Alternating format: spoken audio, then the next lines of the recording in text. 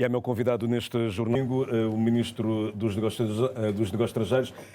Boa noite, obrigado pela sua disponibilidade. Já chegou a hora de ir para a reforma? Já se cansou com o Ministério dos Negócios Estrangeiros ou tem outros planos? Boa noite, Marco Rocha. Muito obrigado pelo convite, por estar aqui e partilhar com todos, com o amplo auditório cabo-verdiano, este momento que é um momento pessoal de extrema importância. A reforma bate sempre à porta. Não me cansei do Ministério, nem me cansei da política cabo-verdiana. Estou e estarei sempre disponível para outras atividades que sirvam o país, mas há um tempo para tudo. Estou há 33 anos na política ativa. Há 43 anos ao serviço do país, contando mais de 10 como psicólogo. E disse desde sempre que antes dos 70 poria um ponto final à atividade política para me dedicar a outras paixões, nomeadamente a paixão da docência na área do direito. Portanto, vamos ter agora Rui Figueiredo Soares como professor aqui em Cabo Verde ou noutra universidade? Já em Cabo Verde e na praia, para começar. Já agora na UNICV ou...? Eu sou o quadro do Instituto Superior de Ciências Jurídicas e Sociais, onde terminei o curso de Direito, depois de ter começado em Lisboa há mais de 2 décadas.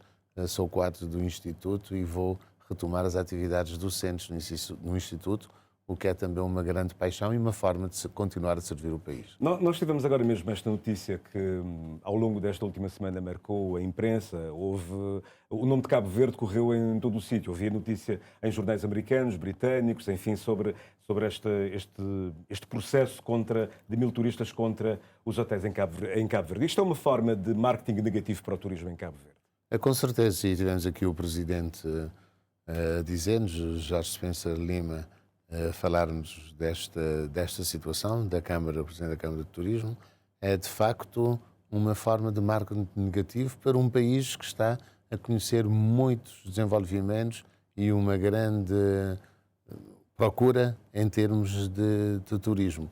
E já vimos na peça anterior também, que a TCV e o Marco Rocha teve a oportunidade de aqui apresentar, já vimos que há muitos esquemas fraudulentos que se destinam essencialmente a E como é que fazemos a contra-informação em relação a estas questões?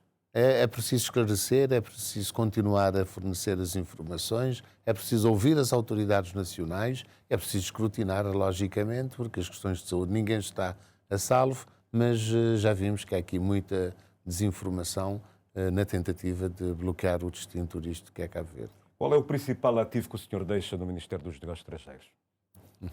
É difícil dizer, certamente o futuro há de o dizer. As pessoas que estão no Ministério dos Negócios Estrangeiros, os diplomatas, os técnicos, os responsáveis hão de fazer esse escrutínio, mas parece-me que deixo um ativo que vem na sequência daquilo que Cabo Verde vinha fazendo nestes últimos anos, é de ser um país útil, ativo, credível, respeitador dos direitos humanos, do Estado de Direito Democrático, uma democracia consolidada. Esta imagem de Cabo Verde reforçada nestes últimos anos é sem dúvida um ativo. Além disso, todos os aspectos que eu deixo também de organização, cada pessoa tem o seu estilo, em termos de organização da diplomacia proativa que estivemos para fora, mas também da organização dos serviços internos, a criação do Instituto Diplomático, por exemplo, uma tentativa que vinha de há muitos anos, e o Instituto Diplomático tem uma função fundamental na formação dos diplomatas, a nomeação de embaixadores e a criação de novas embaixadas, nomeadamente em África, na Nigéria, na Etiópia, para cobrirem respectivamente a CEDEAO e a União Africana, duas importantíssimas organizações das quais fazemos parte. E há também a questão de Marrocos, que o senhor inclusivamente foi criticado pela oposição quando Cabo Verde abriu um consulado em Dakhla, que as pessoas perguntavam, mas para que é que precisamos de um consulado em Dakhla? Exatamente, a embaixada em Marrocos também, a embaixada na Guiné-Bissau, que foi anterior, mas que eu tive a oportunidade de dar posse ao embaixador, isto é, esta vertente da nossa política africana, da integração, é muito importante e parece-me ser um ativo que deve continuar a ser explorado. Além disso, temos outras embaixadas em vista, vai-se abrir proximamente a embaixada no Reino Unido e também está na forja a criação da embaixada, a instalação da embaixada no Catar, no Médio Oriente, e no Japão durante o próximo ano. acho que demos passos decisivos rumo à consolidação da nossa democracia. Como sabe, Marco Rocha, não se consegue nesta área tão delicada, neste mundo tão conturbado, agradar a gregos e a troianos. Portanto, em relação, por exemplo, em relação a esta questão de Marrocos, não agradamos a gregos e a troianos. Houve uma cedência por parte de Cabo Verde o que é que Marrocos impunha na questão da Frente Polisário? Não houve uma cedência. Houve uma discussão, uma análise do contexto mundial, uma análise das propostas que Marrocos fez junto das Nações Unidas, uma análise realista da evolução das coisas, que vem, aliás, na sequência daquilo que já tinha sido feito pelo governo anterior, o governo do PAICV, que tinha congelado as relações com a República, com a RASD, República Árabe Socialista Democrática. Isto vinha na sequência desta decisão tomada. E o que é que pesou na equação para descongelarmos esta relação? A relação foi congelada com a RASD, não com Marrocos, por conseguindo no sentido em que nós continuamos a trabalhar com Marrocos para a instalação da embaixada, o consulado em Dakhla, que era de facto um pedido de Marrocos relativamente a esta parte do território, e nós conseguimos aquilo que me parece ser uma presença num dos pontos muito importantes da política da diplomacia africana. O senhor deixa a diplomacia cabo-verdiana no momento em que estamos a atravessar, se calhar, a pior crise bélica dos últimos 50 anos. A guerra na Ucrânia, a crise no Médio Oriente, a crise em potência no Mar da China, as guerras aqui em África, no Sudão. No meio desta crise global, que linhas diplomáticas Cabo Verde deve adotar? Nós sempre defendemos, o governo tem defendido a seguinte posição: devemos ser um parceiro previsível. Há um programa do governo a ser cumprido, o programa do governo é sufragado pelos cabo-verdianos, as linhas mestras daquilo que nós defendemos está no programa do governo e Cabo Verde deve fazer-se valer na arena internacional como um parceiro útil, credível e previsível. Isto é, nós não podemos tergiversar relativamente a alguns aspectos, por exemplo, fundamentais. Quando diz previsível quer dizer o quê? Saber quais são os princípios que norteiam a política externa cabo-verdiana, respeitar os princípios para que todos os nossos parceiros saibam claramente, por exemplo, que nós somos um Estado de direito, defensor dos direitos humanos e que não transigimos com estas matérias. Relacionamos com todos os parceiros, com aqueles em que recebem muitas críticas relativamente, por exemplo, à questão dos direitos humanos, mas esses parceiros sabem a posição de Cabo Verde nesta matéria. Isto é muito importante, termos uma linha condutora, respeitarmos esta linha, respeitarmos os parceiros, respeitarmos a soberania dos Estados, mas dizer que também temos aqui os nossos princípios que norteiam a nossa política externa. Como é que Cabo Verde neste momento está a olhar para a crise no Médio Oriente? Estamos a viver uma guerra regional com impactos muito sérios ou vai muito para além do que possamos estar neste momento a pensar? Vai muito para além daquilo que possamos estar a pensar agora. Faz amanhã um ano, Marco Rocha, em que aconteceu o massacre de Israel, o massacre na faixa de Gaza, aquilo que o ataque que foi perpetrado e que ainda tem muitas vítimas que estão sequestradas, não se sabe se estão vivas ou mortas, muitas pessoas, mulheres, crianças, e assistimos todos os dias na televisão.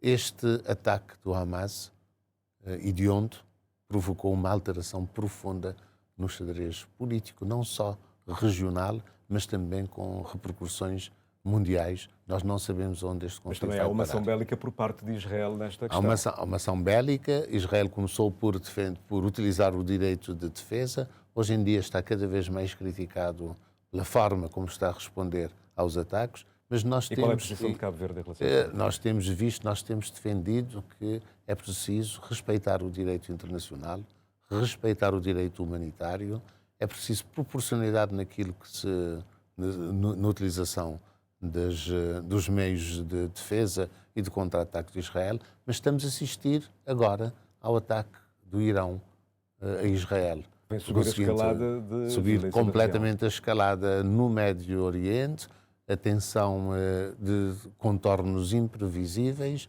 e de reformulação da própria geoestratégia regional e mundial. Pois temos os parceiros, temos temos os seguidores do Irão, temos as mãos avançadas do Irão, temos a situação de Israel que responde também aos ataques que lhe são feitos.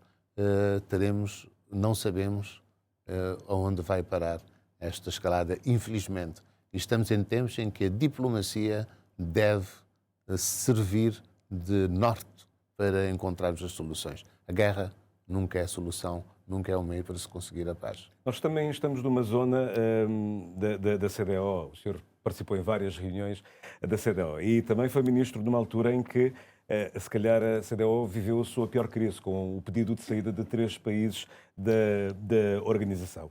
E eu já ouvi o Presidente da República defender que a CDAO deveria mudar por completo a sua forma de atuação. Qual é a posição, qual é a sua leitura em relação a esta organização? Em relação à CDAO, nós temos de reconhecer que há, de facto, um problema na própria organização. A organização tende a encontrar novos mecanismos, novas formas de promover a integração regional. A parte económica é muito importante para que esta integração aconteça. Também a sincronia com a União Africana, que tem responsabilidades em termos políticos mais abrangentes, deve estar sobre a mesa para que todos os países discutam. Mas eu quero aqui dizer que Cabo Verde pretende cada vez mais ter uma posição ativa na própria CDAO. Não só na participação regular que tivemos em todas as reuniões, apesar das dificuldades que isto pode acarretar para o país, mas nós estamos a fazer tudo para, criando a embaixada na Nigéria, para estarmos mais perto daquilo que são as decisões, os problemas e os desafios da CDAO e contribuirmos para que esta organização se fortaleça. A saída dos 3 membros não augura bons dias para a CDAO. Será preciso encontrar novas formas para a organização e Cabo Verde deve desempenhar um papel mais ativo. E a este propósito digo também que a irritante questão da taxa comunitária está a ser equacionada. Teremos amanhã, com o Sr. Ministro das Finanças, uma reunião para apresentarmos uma solução para a questão da taxa dos atrasados, da taxa comunitária, tendo em conta sempre que Cabo Verde é o país que, em tese, mais contribui para a CDAO com $5 per capita, quando o nigeriano contribui apenas com 80 cêntimos de dólar. Soluções é que o Ministério dos Negócios Estrangeiros vai levar ao Ministro das Finanças? O Sr. Ministro das Finanças criou uma equipa, nós dois, com representantes dos 2 ministérios, com a participação do nosso embaixador na Nigéria, e temos já, a equipa técnica já nos preparou uma solução para a regularização progressiva da questão dos atrasados da taxa comunitária, paralelamente com a discussão do atendimento das especificidades de Cabo Verde na CDAO. Nós estamos também na CPLP, que para o ano vai organizar uma cimeira, ainda não se sabe, a Guiné-Bissau é que deverá, em princípio, acolher esta cimeira dos chefes de governo e chefes de Estado da CPLP, mas não se sabe se a Guiné vai ou não vai acolher a cimeira. O presidente Sissoko Embaló já disse que o país tem todas as condições para isso acontecer. A CPLP não tem tratado com paninhos quentes as questões internas de alguns países. Por exemplo, a deriva democrática na Guiné-Bissau. Nós temos aqui de respeitar, como disse há pouco, as disposições internas e a política interna de cada país. É o fio da navalha. É um caminho muito estreito em relação à CPLP, saber até que ponto, como organização, nós devemos pronunciar-nos e até que ponto devemos respeitar a soberania de cada um dos Estados. Nós não deixamos de fazer as nossas considerações ao nível das cimeiras de chefes de Estado e de Governo e das reuniões ministeriais, mas há um limite, além do qual as organizações não podem ir.